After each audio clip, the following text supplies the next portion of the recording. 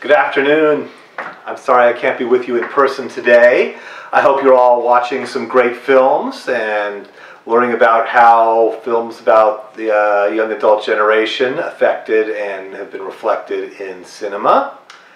At the end of The Graduate, at our last class, we saw Ben and Elaine running off together away from their parents' society and protection. Ben had wanted something different, he had said. But you have to ask yourself, as we discussed at the time, were they now going to end up exactly like their parents? Isn't that exactly their danger or probable fate? They married too young and too quickly, unprepared for establishing a life together, facing an uncertain future. Sounds a lot like Mrs. Robinson and her husband, it's described in the film. What exactly were Ben and Elaine rebelling against? Adulthood and adult responsibilities could bring you back to earth very quickly. But perhaps they would do better. They were from this first generation that could speak openly about social and interpersonal issues, that had hamstrung and repressed their parents' generation. It so happens that the novelist Charles Webb did write a sequel. It's called Homeschool. And it revisited these characters years later when Ben and Elaine were nicely ensconced in domestic bliss in the suburbs, but struggling against the Westchester City Council. They lived in the East Coast, far away from their California relatives, and struggling against the government to get recognition to homeschool their kids, and they call in Mrs. Robinson, Elaine's mother, to help out with their situation. But the novel was never really the vehicle that Mike Nichols' film became. And the author's view isn't as relevant as your own response or imagination about what happened. What do you think happened to them? I know Amir is less sanguine about their likely fate. Did Ben and Elaine learn and grow enough to carry their idealism into a future they would build together? Or will, life's realities turn them into the same jaded, disappointed adults that their parents were? These are the questions that the film poses. This is the challenge the filmmakers are making to you. What will you learn?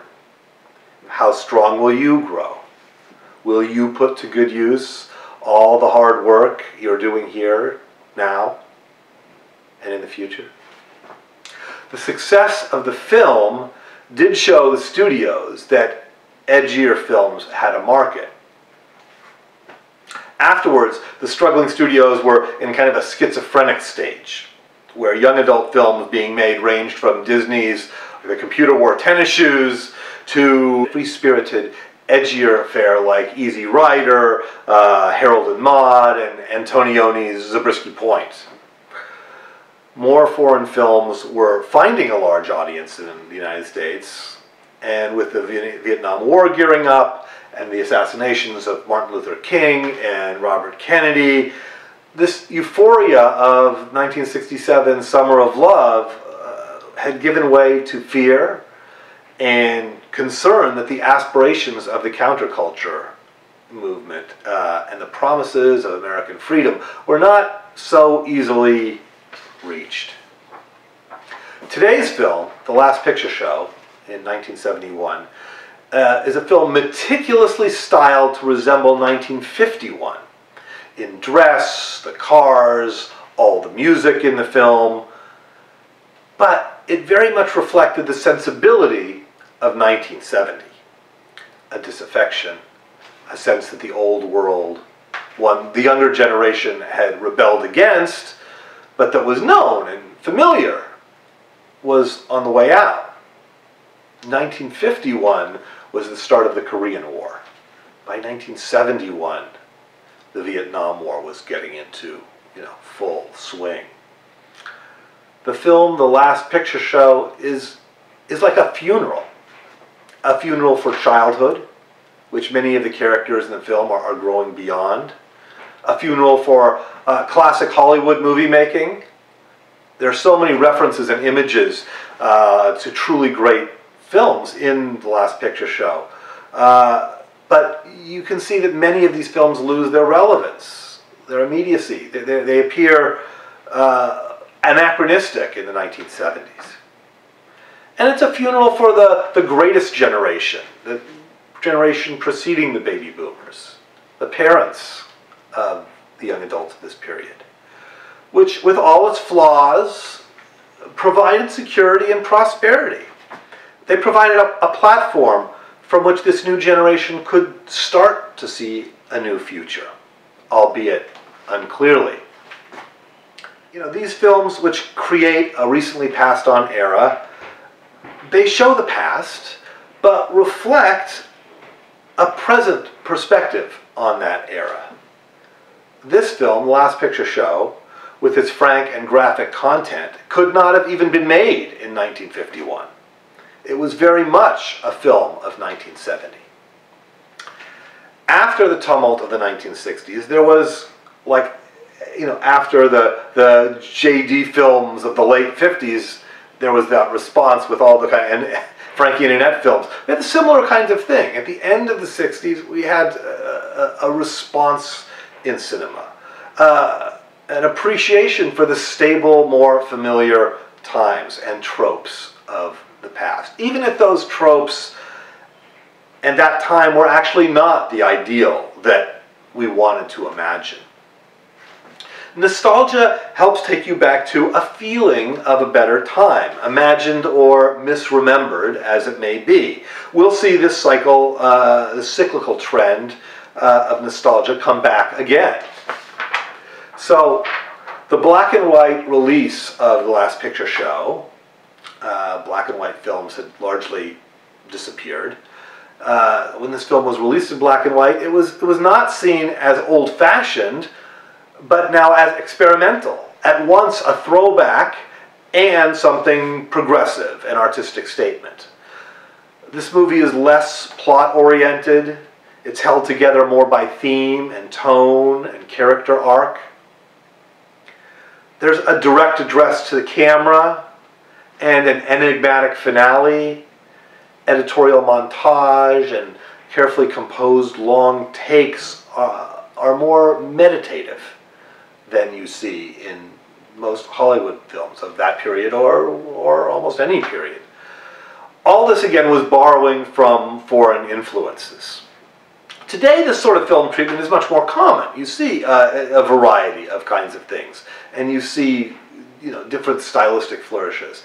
But in 1971, for a Hollywood movie, this was a big departure from the mainstream, requiring you to focus and relate, not just to sit by passively. The Hollywood model is generally more didactic, making up the audience's mind about how to feel in every moment. For each character, songs and film scoring cue you how to feel, to be excited now, to be sentimental now, it's sad, it's happy. They draw you to a certain emotion. This is the American Hollywood film style. Films like The Last Picture Show represented a move in American cinema to ask more of the audience.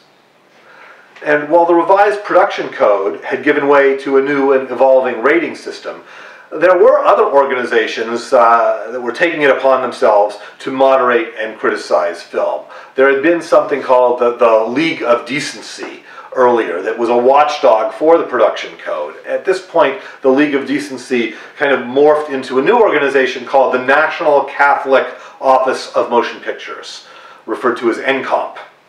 And NCOMP condemned movies like The Last Picture Show and felt the rating system was not acceptable. The Last Picture Show was initially rated X, but director Peter Bogdanovich refused to snip out the frontal nudity.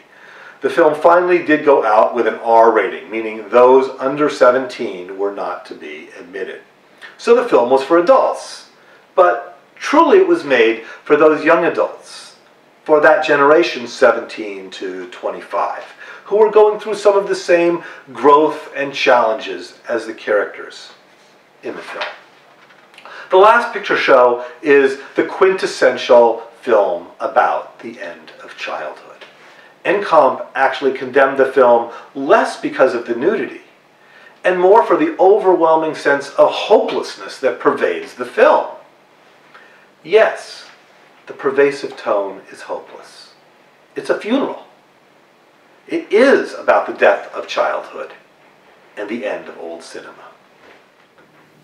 But I would say, in its very form, this film is remarkable, progressive, and exciting as an example of giving voice to the younger generation and of what cinema can be. In that way, the idea of this film, I believe, is quite hopeful. It is making space for something new and inviting you to go out and make it.